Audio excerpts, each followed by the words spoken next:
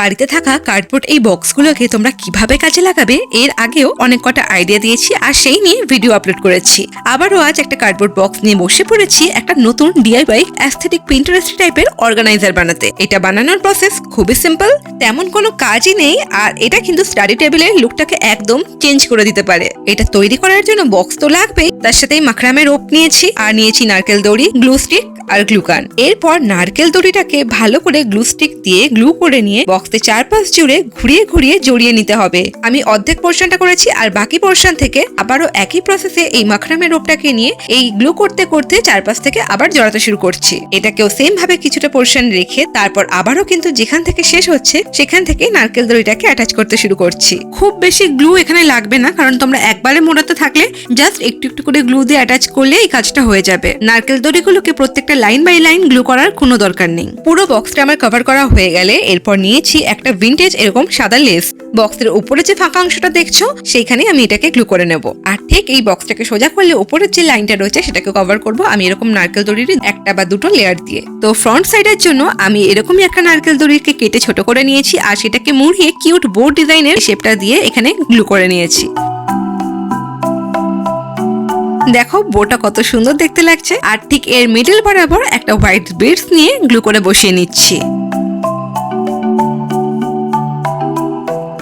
এই বক্সের নিচের বেসটাকে আরেকটু স্ট্রং করার জন্য নিচ থেকে আরো একটা কার্ডবোর্ড গ্লু করে নিচ্ছি। এক্সট্রা পার্ট গুলো কেটে নেব। আর ঠিক এরপরে আবারও গ্লু করে এই পুরো জয়েন্ট পোর্শন অবধি নারকেল দড়িটাকে ঘুরিয়ে ঘুরিয়ে মুড়িয়ে নেব।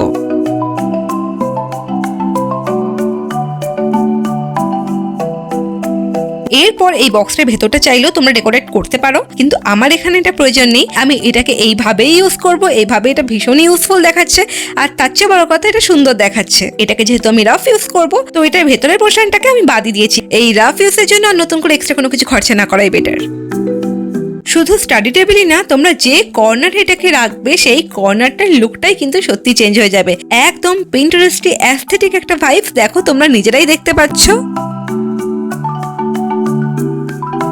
তো এত সুন্দর জিনিসটা কিন্তু তোমরা ইজিলি 5 থেকে 10 মিনিটের মধ্যে নিজেরাই তৈরি করতে পেরে যাবে। আর ঠিক এই সেম প্রসেসে একইভাবে তোমরা কিন্তু যে কোনো খালি বটল বা কন্টেনার বা অন্য যে কোনো কিছুকে এরকম ভাবে রিউজ করতে পারো। অ্যাজ এ এক্সাম্পল এখানে দেখো আমি একটা খালি ক্রিম জার নিয়েছি আর ঠিক একইভাবে নারকেল দড়ি দিয়ে পুরো ফুল বডিটাকে মুড়ে নিয়েছি আর ওপরের দিকে একটা সাদা এরকম লেস বসিয়ে নিয়েছি। এরপর নারকেলের যে সুতলি দড়িগুলো হয় সেগুলোকে গ্লু করে বসিয়ে বসিয়ে গোল গোল করে ঘোরাতে ঘোরাতে আমি এখানে এই টাইপের একটা ডিজাইন তৈরি করেছি।